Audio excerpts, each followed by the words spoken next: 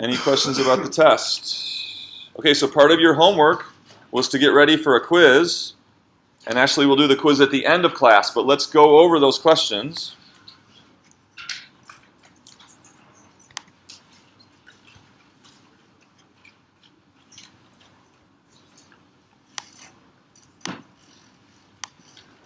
So, in the next, for the rest of the semester, we're going to have this configuration of side-by-side graphs in all different kinds of contexts, okay? So we've looked at taxes so far, okay? So that's one thing we've looked at taxes, but we're going to see it in all different kind of real-world applications. So we have to know when we come to these side-by-side graphs, we have to be confident about where everything is and what everything means. So that's why I'm prepping you on this. So in general, these graphs model an accumulated amount of a focal quantity and a rate of change. Which graph is which? So accumulated amount. Left graph, right graph. Which one is it? The right graph, okay? Therefore, the rate of change is the left graph. So on the left graph, okay, so let's keep going. Next, these graphs show how two quantities change together, right? Two quantities change together. There's input, independent, and output. So where in these two graphs do you see the input, the independent quantity? Where do you see what we call input or independent quantity? X-axis. Which x-axis? Right or left? Both. Both. Okay? Both of them. It's the same quantity on the x-axis on both graphs. Okay? The input quantity has been shown by x. And so here, in this particular thing, so this isn't just try to remove the tax example. This can be anything. Okay? So here x is whatever, 67,000, and it's the same on both graphs, okay?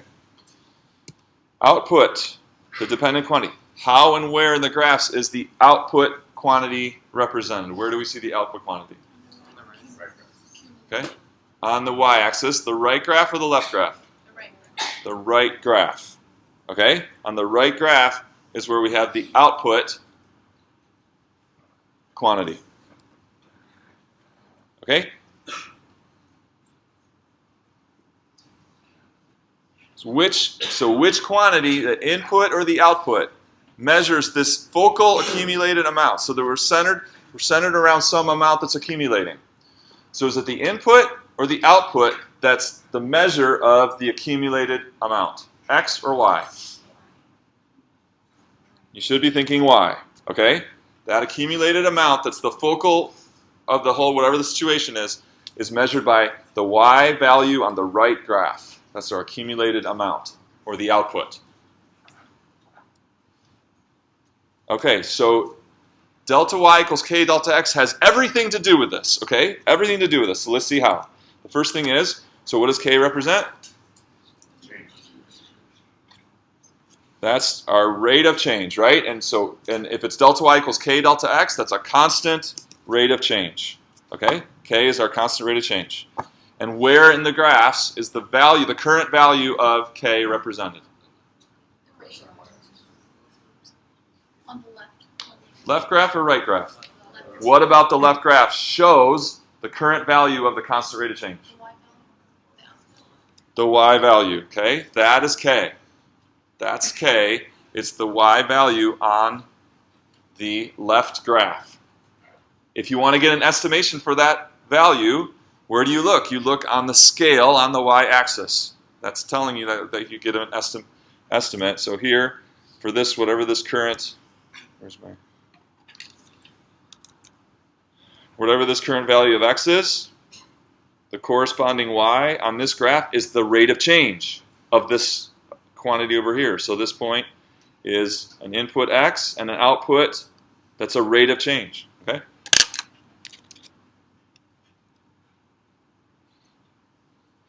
So how could we represent a value of delta x? So how could a value of delta x be represented? So maybe you thought something like this. Okay, so there's one place you could show delta x, but since these axes are exactly the same, you could show it over here too, and you could show it up here on the graph. So here's three ways you could show the same change in x. This looks like something from 40,000 to maybe 51,000 or something like that. Okay, you can show it on the x-axis on the left graph. You can show it on the x-axis on the right graph.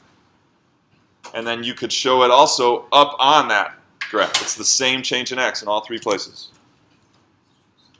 Okay, what about the corresponding delta y? Where could you see the corresponding delta y for this delta x? Yeah. Only on the right graph. On the y-axis. Okay, so there's actually two places. You could show it on the y-axis, or you could show it right there. Okay, so yes, you could also show it on the y-axis. So wherever this is over here, something like right there.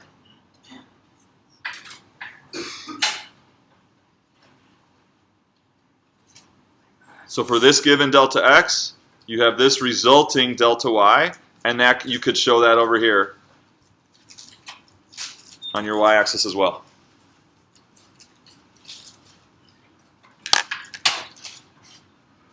Okay, how is this delta y calculated? How do we get this value of delta y? And they all said in chorus? You should be thinking it if you're not saying it. K delta x, right? That delta y is k delta x. All right, so where does the delta x come from? It's just this delta x that we're showing here, right? So the delta x is that right there. It's also that right there. But where does the k come from? The left graph. Where on the left graph? Y-axis. The y-axis. So for the current value of delta x, or this current interval of delta x, we need the corresponding k value. So here, let's trace it out. So we got our delta x. It's the same as that delta x. Look up here. And that gives us the k that we would use for this delta y right here. So delta x is this change in x. So for this right here, we have a constant rate of change k. And what's the value of that constant rate of change? It's seen over here on the y-axis. Or you could estimate it, or you would know it by what's the values here on the axis.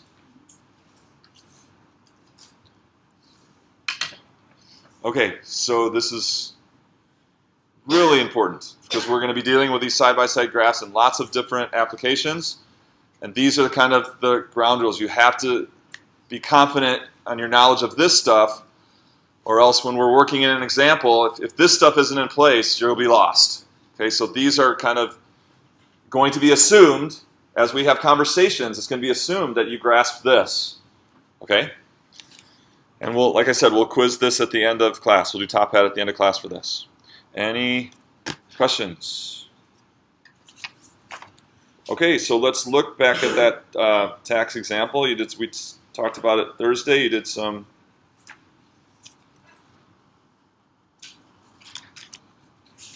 So I have some questions here.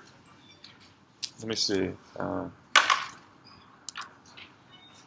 can put those up on Blackboard quick. Here. So there should be a, if you look on Blackboard, the second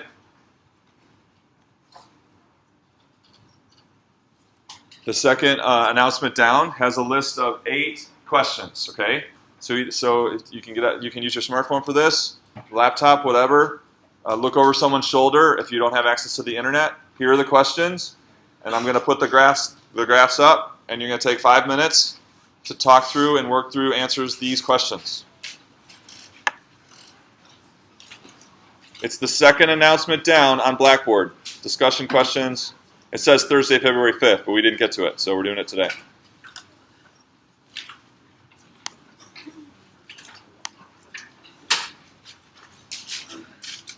And I'll just let the animation go. And so you're looking at those questions, talking about them. If you need help, raise your hand. Talk to the person next to you. Work together.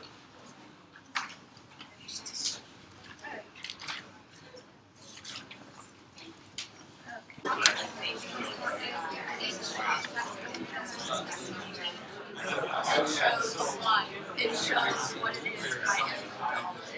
Basically, like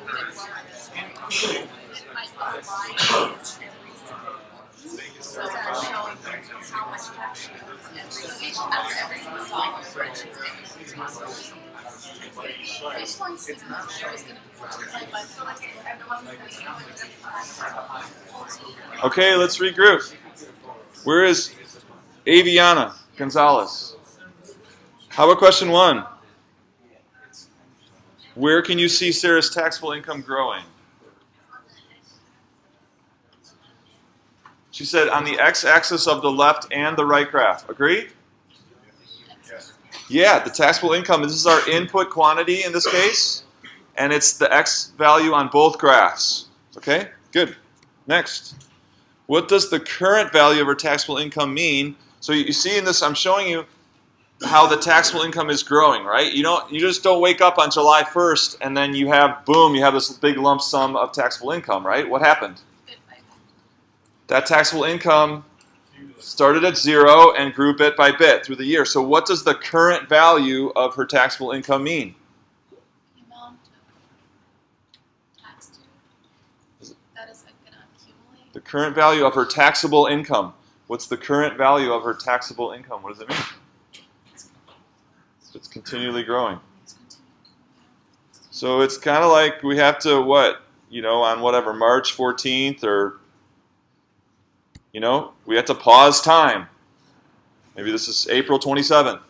We have to kind of pause time and say, okay, how much is the total taxable income so far this year? 4,000. Yeah, so it just happened 40,000. So I just happened to hit 40,000. Okay.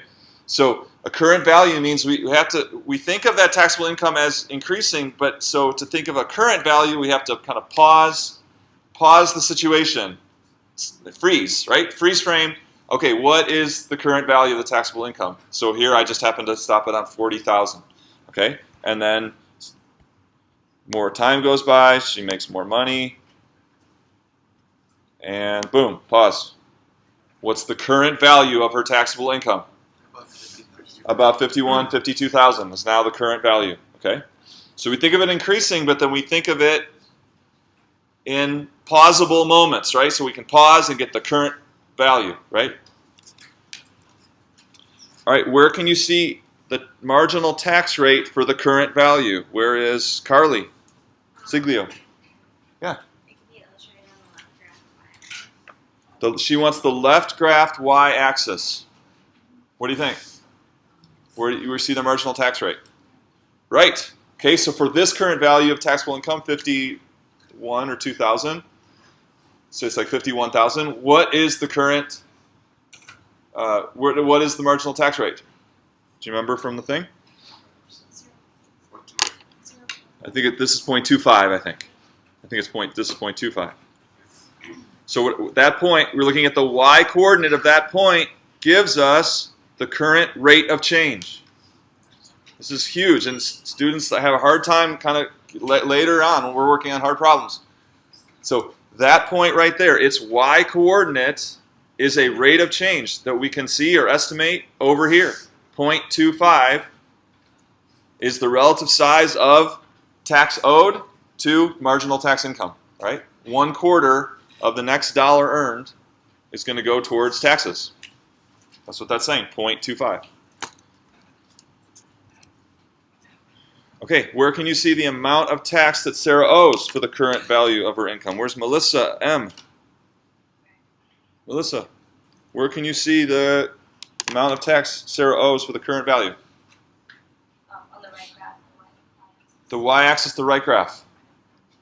Exactly, right? So the y coordinate of this point is going to be the total tax due so far for this current value of taxable income. Next. Okay, what does a point on the right-hand graph represent? So if I were to say, what does that point represent? What would you say?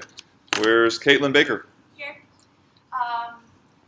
The point on the right-hand graph represents the amount of tax due in respect to the amount of taxable income.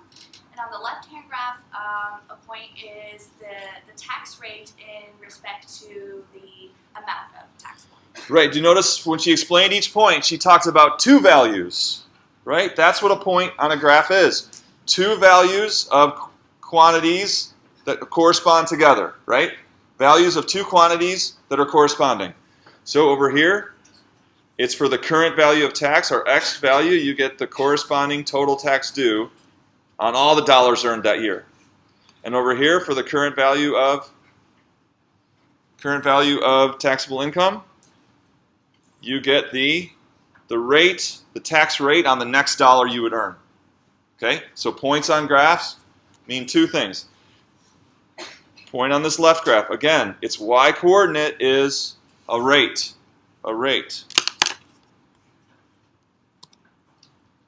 Okay? Why does the left-hand graph jump discontinuously? So we're coming along here. Why is there a jump here? All right, because that's how they wrote the law. That's how the IRS, we decided in our country that we want to tax. That when you get to a certain number of dollars, you're paying 10%, and then suddenly on the next dollar, what? You're paying 15%. And then you pay 15% on all those dollars until you get to a certain number, and then suddenly on the next dollar, you pay 25%. Okay? So that's why we got these jumps. Why does the right-hand graph change slope abruptly?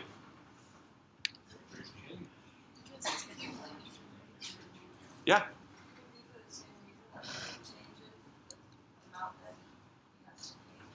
Right, so where do we see these constant rates showing up in the accumulation graph? They show up as slope, right? The slope of the graph. The constant rate of change is the slope of the graph. So if we have an abrupt increase in the constant rate, we're going to have an abrupt change in slope. We're going to have a corner point. Right? So remember, the rate of change in an accumulation graph shows up as the slope. The rate of change in the rate graph shows up as the y value. Okay, in what way does her tax accumulate? In what way does her tax accumulate, and how is this reflected in the graphs? So, what did you learn in your reading? How do things accumulate? Bit by bit by bit. You don't wake up on August 16th and suddenly, boom, you owe this whatever, $11,000, $10,000 in tax. What happened? How did that tax get up to that amount? Little by little by little, right? So if we look at, so here we got this point here. So this is, say, 51,000. K stands for 1,000. All right, what's our tax rate right now? So on the next dollar, you're going to pay 1/4 of your next dollar earned on tax. It's that rate. It's that rate, the tax rate right there. Okay, and so then also here for X is the same, 51,000. We get some number. I'm just going to estimate. Does that look like, I don't know, 9,500? I'll just say 9,500. I'm estimating, right? I'm estimating by looking at the y coordinate.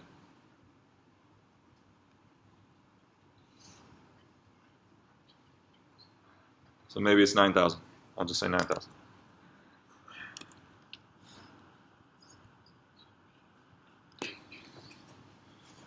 How could we get that exactly? How can we get that amount of tax exactly? So remember our piecewise function? You would take 51,000, you'd plug into that piecewise function, and recursively, you'd work it through. You did that in your homework, okay? So I'm just estimating it's about 9,000. Okay? So, what happens here? On the next dollar that she earns, okay, and the next dollar that she earns, or let's say the next 20 cents, how could we represent that? So we could represent that little change in X like this. Okay, so that's delta X, and say that's 20 cents. And she walks from her desk to the coffee machine and back to her desk. She just made 20 more cents of her salary. Okay? How much did her taxable income go up? At a rate of 0.25. So what is the change, delta Y, in her taxable income?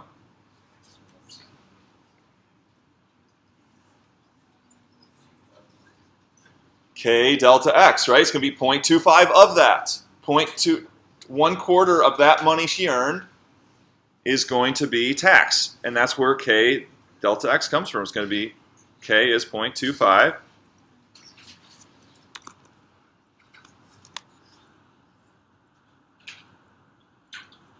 times, or 25% of that 20 cents earned,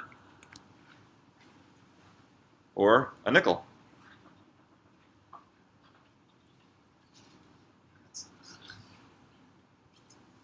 No, is that right? Yeah, nickel. 25% of that. That's so here we see K delta X in action, right? The change in taxable income was 20 cents, and so multiply that by the rate or the relative size of the tax owed to your taxable income, or a quarter. So a quarter of that 20 cents, or a nickel, will go to tax. All right, so we see it here. Delta Y equals K delta X.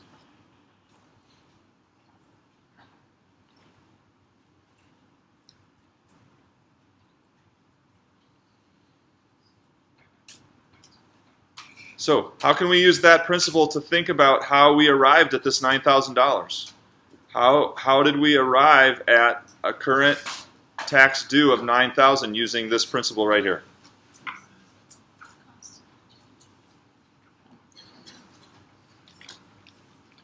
Yeah. Constant changes of the two quantities. Constant changes of the two quantities. But so how did this 9,000 come about? How did we get up to this 9,000? Yes. The sum of all the changes in the change in Y. Right, so you think about from January 1st, the first 20 cents that she made, and then the next 20 cents that she made, and then the next 20 cents that she made. Okay? So it's like on the first 20 cents that she made, she owed some amount of tax. On the next 20 cents that she made, she owed some amount of tax, etc. And we just keep adding these up until we get up to 9. Well, it's going to be like a lot. So if we're up to 50,000 in taxable income and we're doing it by 20 cents increments, there's going to be like millions of these, right? Millions of little amounts of tax being added together. And each one of those calculated by the current tax rate times that little change of taxable income. So K1 delta X1.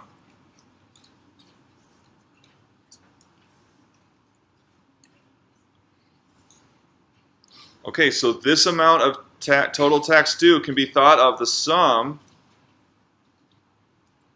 of a lot of little delta y's. Delta y plus delta y. Each delta y is a little bit more tax due, right? Summing all those up. And each one of those found by K delta X, the current rate times the amount of taxable income. Sum all those up. And then it would be whatever that number of the total tax due on that 51,000 of taxable income. So we think of this accumulating quantity on the y-axis of the right graph, our focal quantity. Any value of that we think of as having accumulated bit by bit. Delta y1 plus delta y2 plus delta y3. And each one of those calculated by constant rate of change. K delta x plus K delta x plus K delta x. That's huge that you understand that. Any questions on that?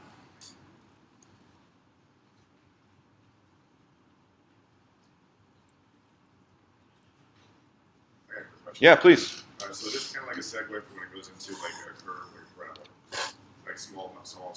We'll see. Yeah. So we're kind of setting up some mechanisms that we're going to use later, but that tax rate eventually is going to be non-constant. Right. Yep. Or not the tax rate, but some rate of change. Yeah. But we're getting there. Okay. So this is kind of a summary. How can we symbolically represent the tax due? Here I'm showing 58,000. How can we symbolically show that tax due as a total amount of tax or as the accumulation of small amounts of tax? Two ways to think about this same y value. So we're talking about the y value at this point, the total tax due on 58,000 earned. Okay? Two ways to think about that. We can think about it as, boom, I got to write this check and I'm going to pay my tax due. Okay, well that's just using the function, right? If you just plug 58,000 into the tax function, you'll get the total amount of tax due. Or, like we talked about before, we could say the accumulation of small amounts of tax for each dollar earned up to 58,000. So we see that output of the function can be thought of as summing up the little bits of tax all along the way. Okay? And then we said that could be like Y1, Y2, Y3. Now here I'm talking about $1 at a time, so it would take 58,000 of those to get the total tax due. Okay, so this is going to be an important thing for us, but notice we keep writing basically the same thing over and over again, right? It's just the same symbol, delta y, and we keep adding it together. So we have a shorthand notation for this, okay? And that's called summation notation, all right? So I just want to write it once. I just want to write delta y one time because every single term in that sum is just a delta y. So this is the index, so it's going to keep track of which one we're on. So I is going to be first going to be 1, and then I is going to be 2, and then I is going to be 3, etc., all the way up to 58,000. And so then this capital sigma means sum a bunch of these things up. Sum a bunch of these things up. Starting at I equals what? In this case, 1. Up to I equals 58,000. If I did the change in X $1 at a time. Okay, so this is your friend. It's not scary. Okay, it's just saving us the effort of writing delta y over and over and over again. Okay, so we can just write delta y once, and then these symbols tell us, okay, how are we gonna add this delta y together over and over? We're going to start with the first one, and we're going to do that. We're going to add 58,000 of these up together. So this thing means sum.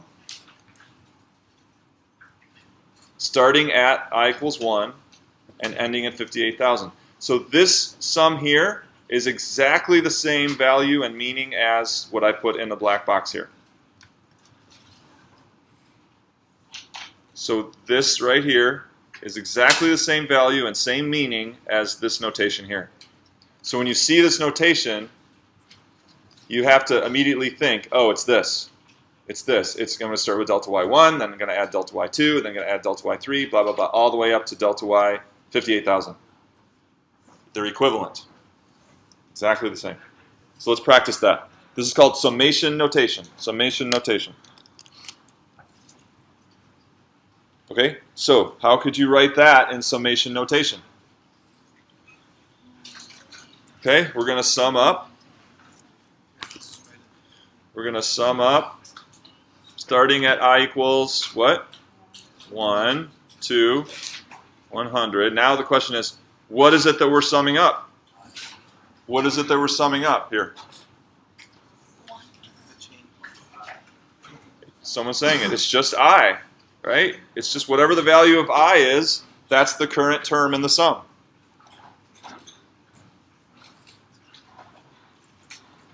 So this means when I is 1, you're going to have 1, and then I is 2. 1 plus 2, then I becomes 3. 1 plus 2 plus 3 plus 4, all the way till you get to 100. Is this something you plug in? Well, How do we do it? Where do we plug it? don't worry about that right now. It's an idea, all right? So it's an idea of how we represent a sum like this. Okay? So don't worry about the answer. So the answer is less important than when you see that notation, what does it mean? Okay, it means sum all those up. Okay, so I want you to explicitly write out what this would mean. Okay, so when you look at that, you have to know exactly what that is calculating. Can you write it out? Go, write it out.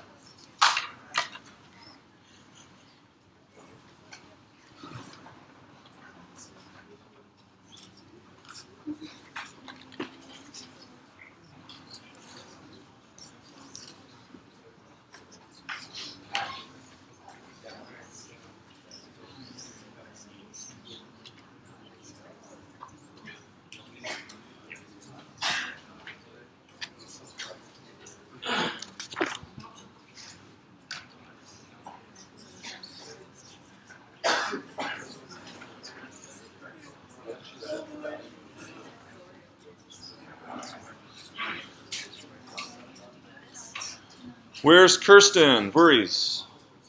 Okay, did you get it? Yeah, I said x squared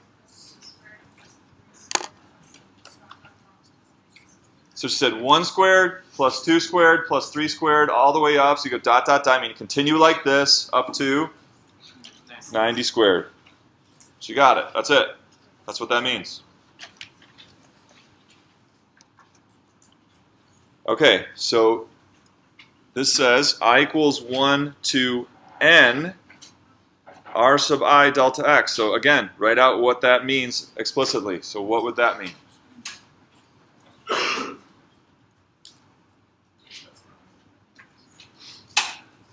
It's a little bit small, I know. So this is I equals 1.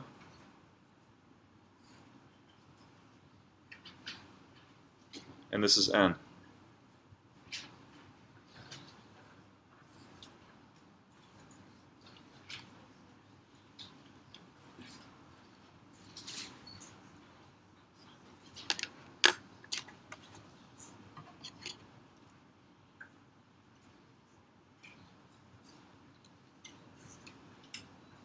Where's Sylvia? Sylvia, tell me. R1 delta x Okay. plus R2 delta x until we reach a Okay, so she said r sub 1 delta x plus r sub 2 delta x plus r sub 3 delta x. Continue like this. The last one will be what? R sub n, whatever n is.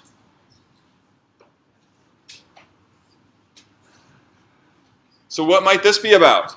So this isn't just an example of summation notation. This actually has some meaning. So talk to the person next to you. What do you see? Do you see some meaning? Is that familiar? Talk. It's just like Sarah's. No, it's, yeah, but it's just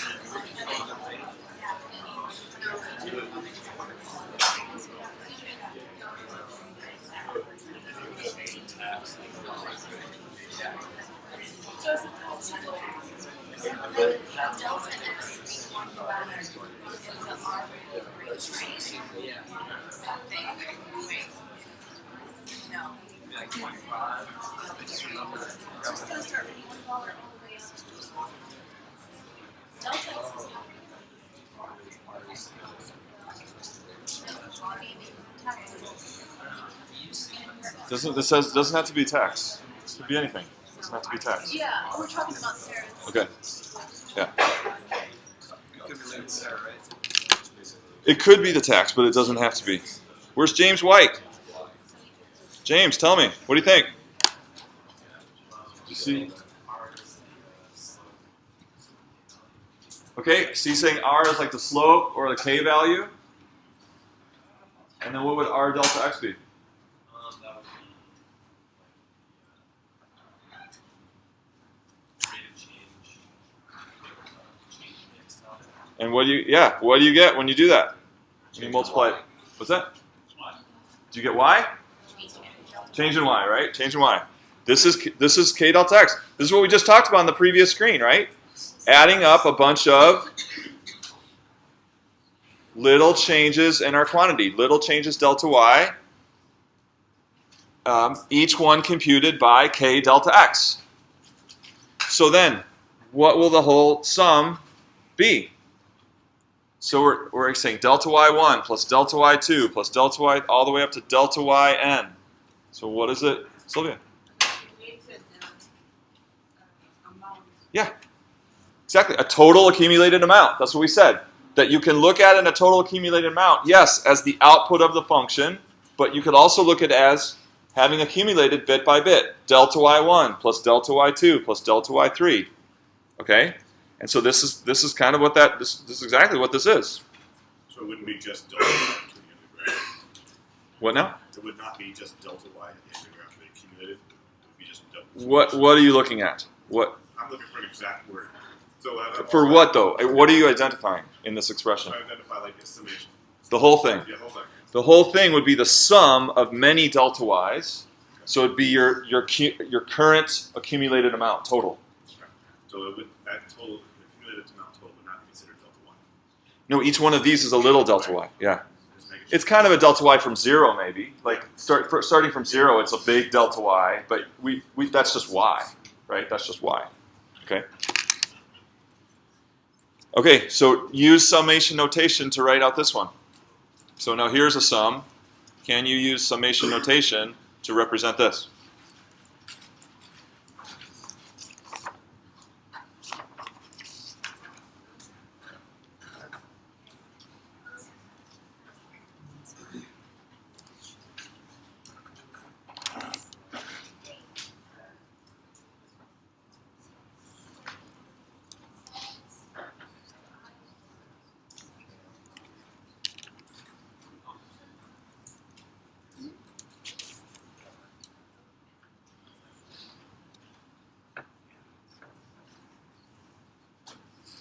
Where's Joseph Rutkin? Any progress on this one?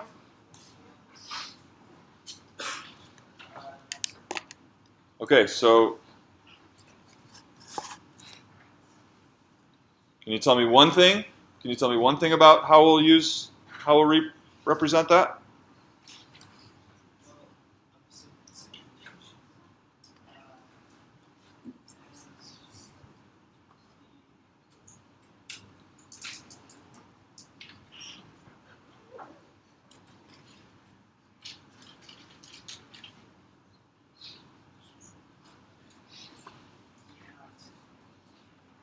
Nice and loud. Okay.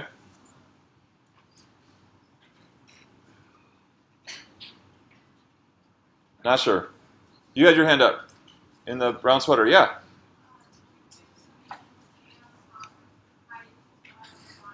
I equals 1, 2 to k. All right.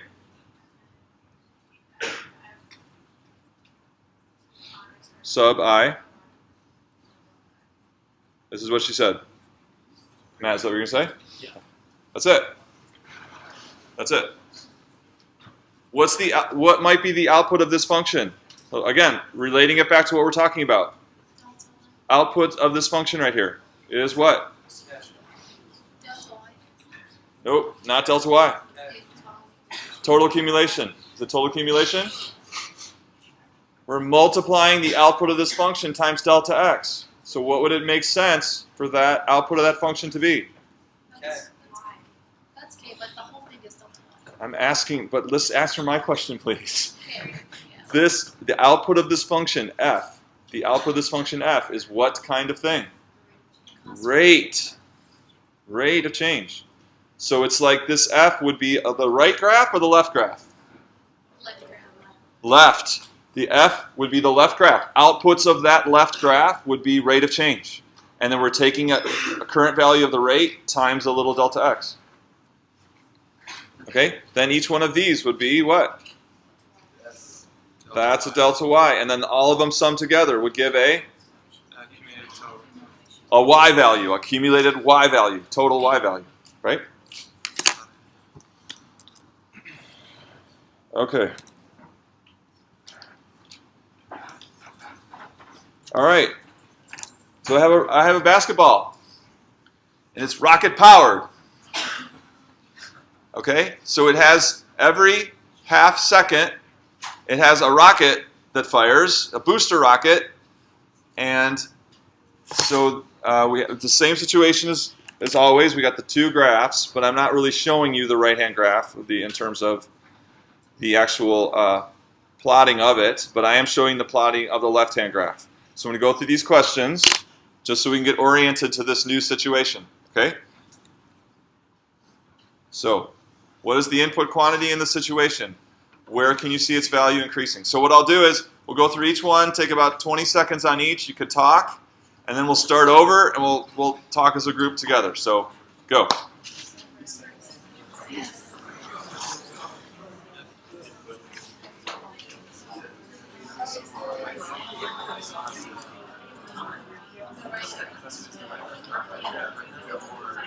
What's that? It just isn't graphing. There's no graph there. It's not graphing it yet. Does that make sense?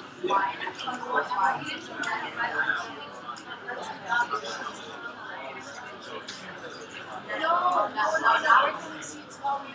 It's actually the left graph. Because what is the input quantity? And we're using the Okay, next question. to the left. Because here's What is the rate of change quantity in this situation? Where can you see its value for the current value of time elapsed? left graph.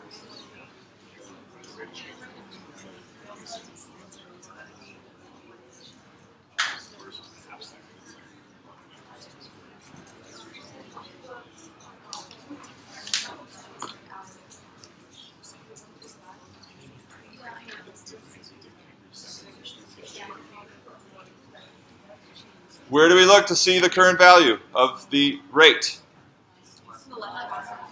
What about the left graph? The y-axis on the left graph is showing us the current value of the rate. And what's another, in this situation, what's another way to talk about the rate of change? Speed, right? So it's the speed of the basketball at any given moment in time. So that feet per second is the speed or rate axis on the left graph, on the y-axis. Okay, what's the output quantity? Go. The focal value that's accumulating.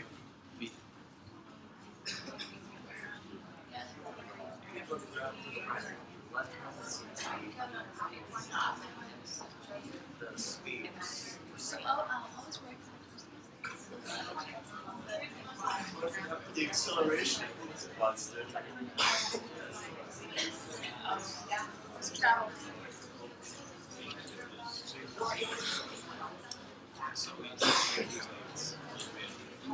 Acceleration versus speed constant. Okay, what's the focal value that's accumulating? What is that? Feet from the ground. What is that? Height, right? So the focal quantity is the height of the ball, the height of the basketball. Okay, where can you see its value? Y-axis on the right graph. That's our focal accumulating quantity. In this case, it's the height of the ball above the ground. Okay, a point on the left-hand graph. So if I come along here and boom. All right, tried.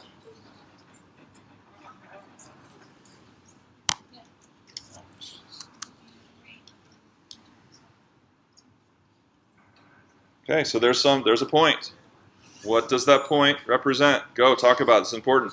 What does that point represent? So,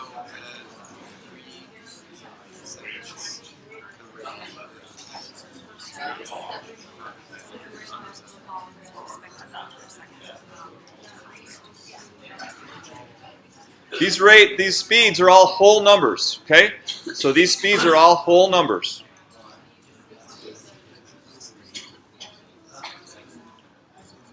The acceleration is constant.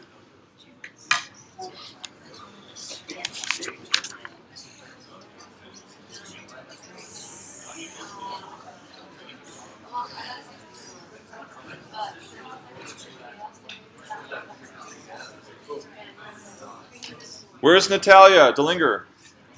Natalia, tell me, what does that point represent? Speed of the rocket? That point represents the speed of the rocket. What do we think? That's part of it. That's part of it. What else? At? Okay, so that point is about two values taken together, right? It's about two values taken together. So she definitely got one of them. What is the speed of the rocket right there? 6 feet per second. And that's the what? Output, the y coordinate is the speed, is the rate. See that right there. Okay, but the point is about two values taken together. What other value do we have there? Maybe 3.1? 3.1 what? 3.1 after launch. 3.1 seconds after launch. The rate is 6, or the speed is 6 feet per second. That's what that point is about. Two values taken together. Really important. So these points, interpreting this left-hand graph trips students up a lot when it gets harder. So interpreting points is really important. Remember, every point is two values taken together. In this case, a number of seconds, 3.1, and a corresponding speed at that moment. Okay? So why does the basketball speed versus elapsed time jump discontinuously? Well, of course, my basketball has rockets on it. That's why. And every half a second, a rocket fires, and suddenly, what happens to the speed? It's suddenly higher, right? Suddenly higher. So in the first half second, what is the speed of the basketball? In the first half second? 0. Okay, so it's kind of, you can't see it, but it's like there's one right there. It's 0. And in the second half second? 1 foot. 1 foot per second. But constant for that half second at 1 foot per second. And then after 1 second after launch, suddenly the jumps, the speed is now 2 feet per second. Constant for a half second. All right? Okay, in what way does the basketball's height accumulate, and how is get it going again here, and how is that reflected in the graphs? Talk.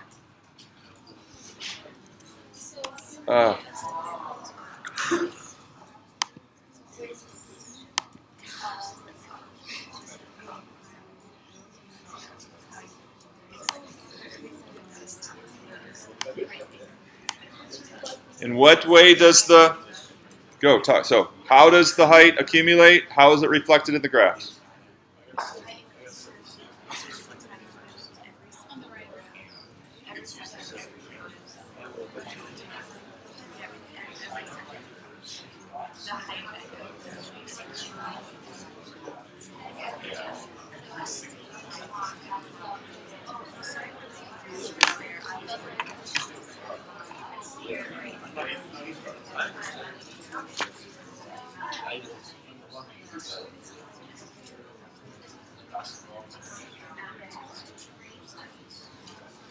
Where's Gabe Zamora? Gabriel.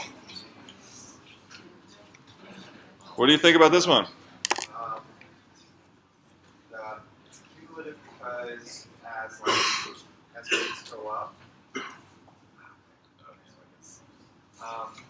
rates go up, they're adding onto what the final is. Okay. So are we adding rates together? Are we adding rates together? No, the change of y. Change of y. Okay. And so how do things accumulate? Bit by bit, right? Bit by bit. So what is accumulating bit by bit? Height. In the first half second, how much accumulation of height do we get in the first half second? 0. 0. The rate is 0. In the second half second, delta x equals? What does delta x equal?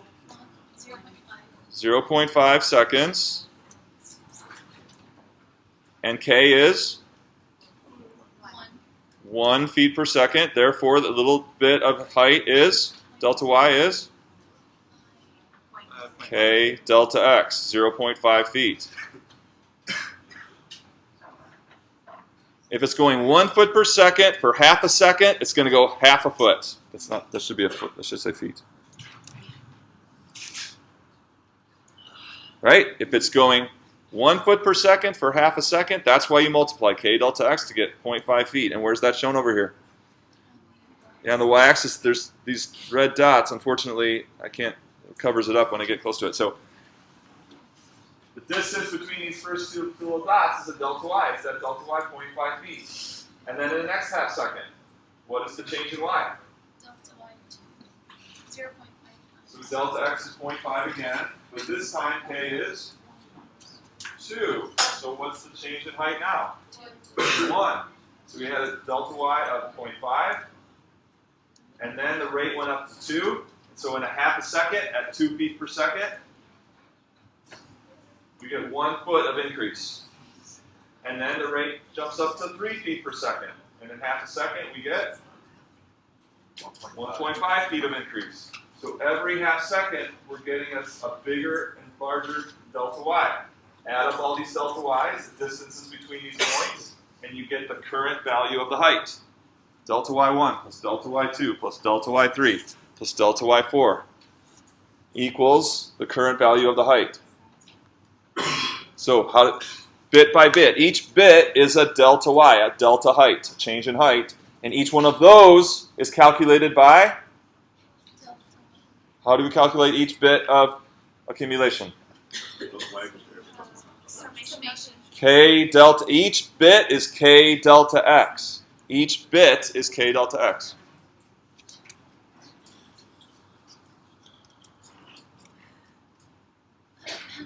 Okay, so here, no, so we got to go back to GC. Oh, I forgot to talk about that.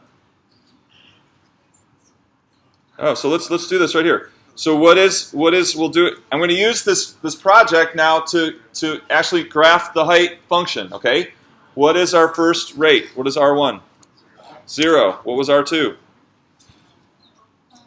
It was 1, right? So let's use the then 1 point, or no, next rate was 2. The rate went up by 1 foot per second each half second. So there's our 3 rates. So where's breakpoint 1? It's half a second. Then breakpoint 2, 1 second, 1.52. So I think I've got it. All right. So notice I can go in and change the breakpoints, change the rates, and then if I graph it, I should get the piecewise function that matches that. So I'll graph it here.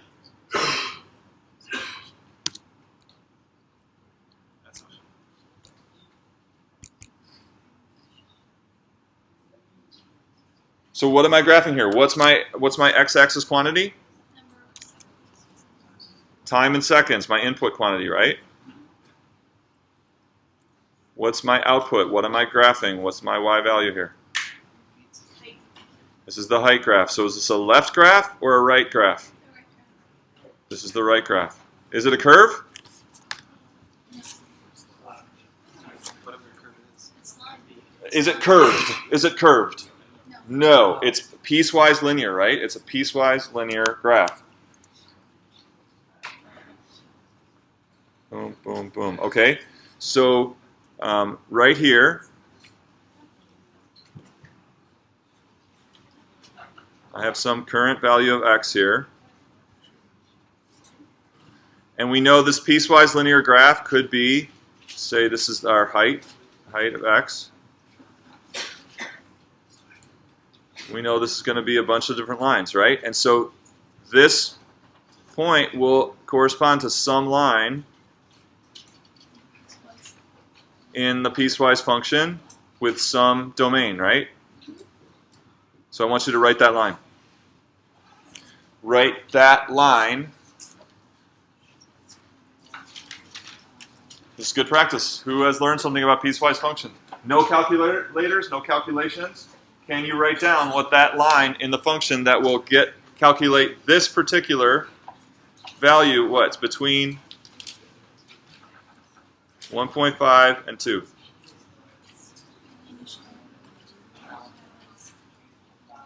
Who can do it? Can you do it? Should all be able to do it.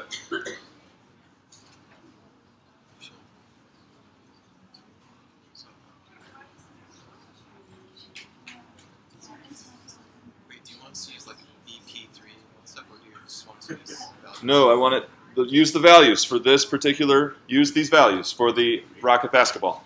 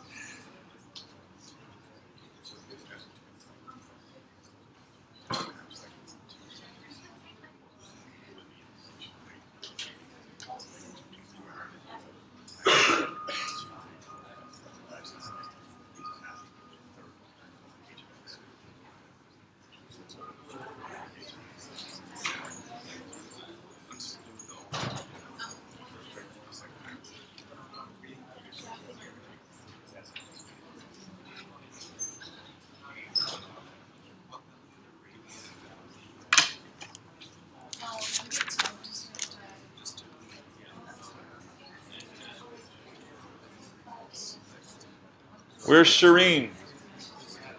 Shireen. So let me ask you a warm-up question. What's the overall structure of each line in a piecewise in our piecewise functions that we've built so far? So In that box there, what's just the overall structure of what we're going to write? You know?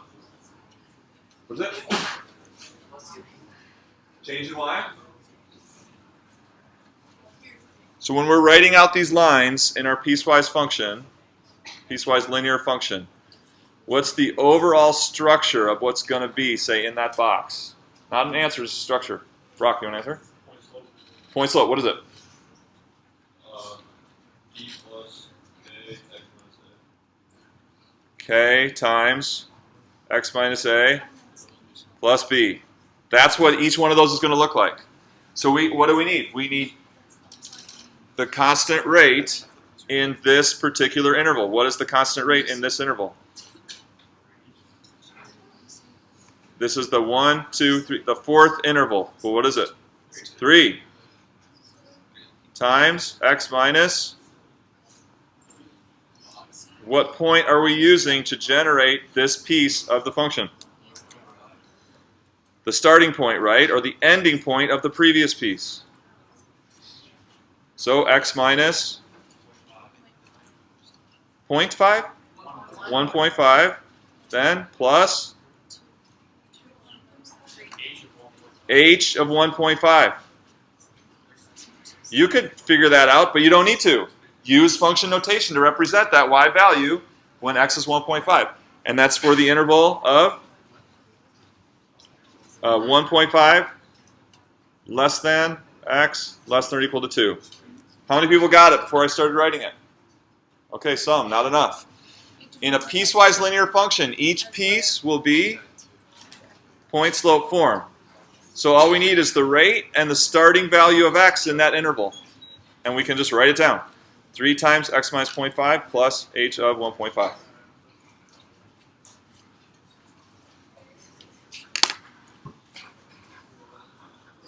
Okay. So we're not writing out the whole thing. I just want an example. So if we were to get that point, that would be the line of the h function. So let's go back to the PowerPoint and finish up here.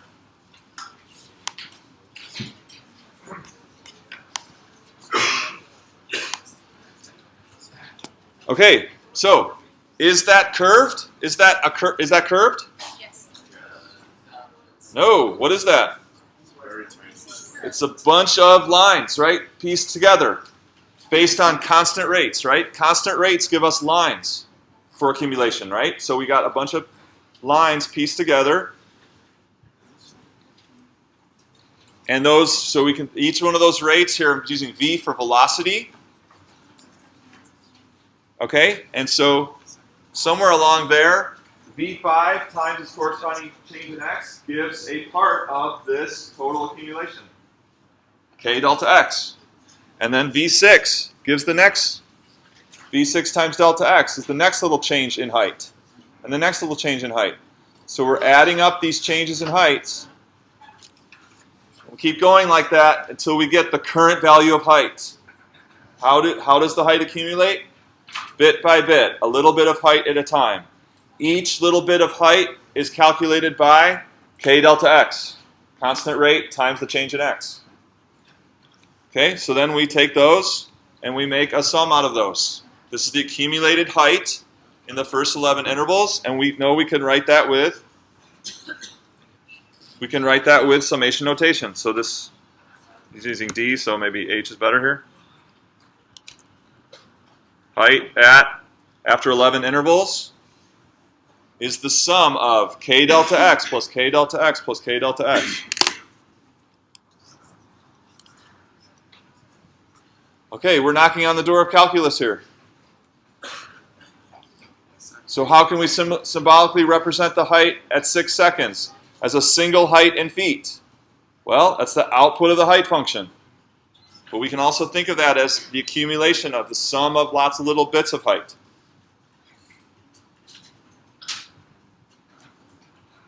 Okay, so this is the idea of what's called integration. So some of you have heard of this, integrals or integration. So let's just summarize it. The value of a quantity, the total value, can be calculated as the sum total of many little bits of accumulation. This is what we're talking about. I've been hammering this all class, right? So the tax due on 58,000 is the output of the tax function, but it's also the sum of lots of little bits of tax. And the height of the basketball after 6 seconds is the output of some height function, but it's also the sum of lots of little bits of height.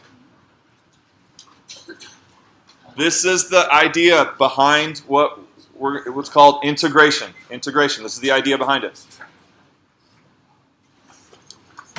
Okay, so part of the homework is posted if you want to get started. The rest, everything will be finalized by 5 p.m. today. And I'll post Thursday's quiz. We'll have a lecture quiz. And then the TAs will send out the email that you're replying to.